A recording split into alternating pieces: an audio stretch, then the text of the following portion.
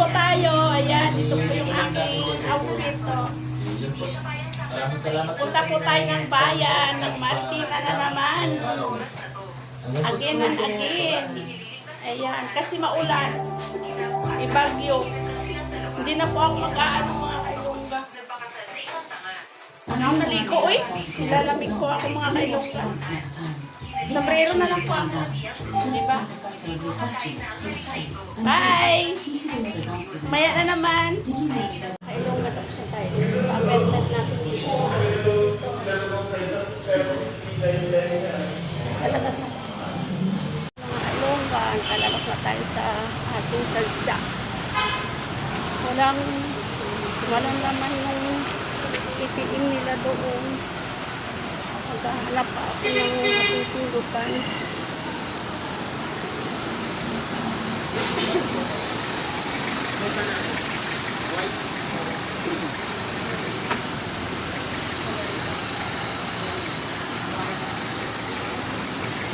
Dito po ako sa loob ng palengke na maghahanap po ako ng itiing na nakailongga na matulukan. Pindot na lang tayo ng pambili ng ulam dito sa Marikina.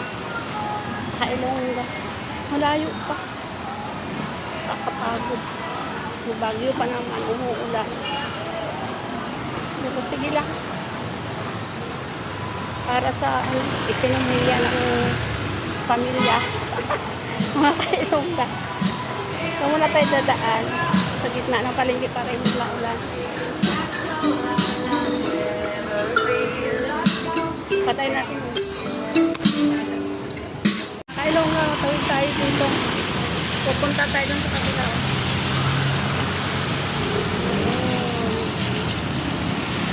Doon tayo pupunta. Tawid na tayo.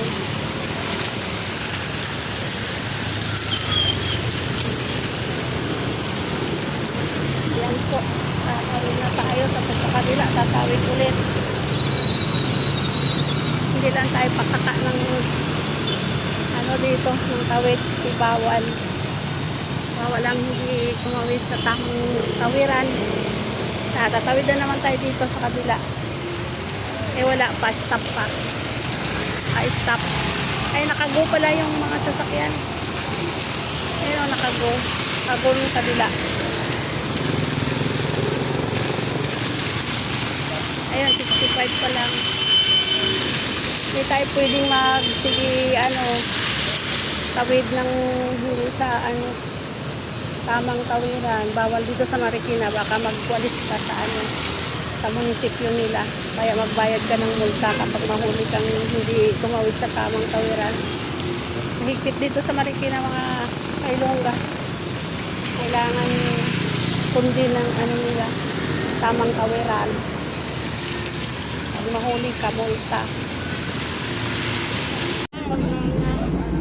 Kailongga na kasi mahalaga lang naman daw yung pagtaas lang. Dati naman Dari po tayo ng hospital po tayo nakapito. Kunting tayo.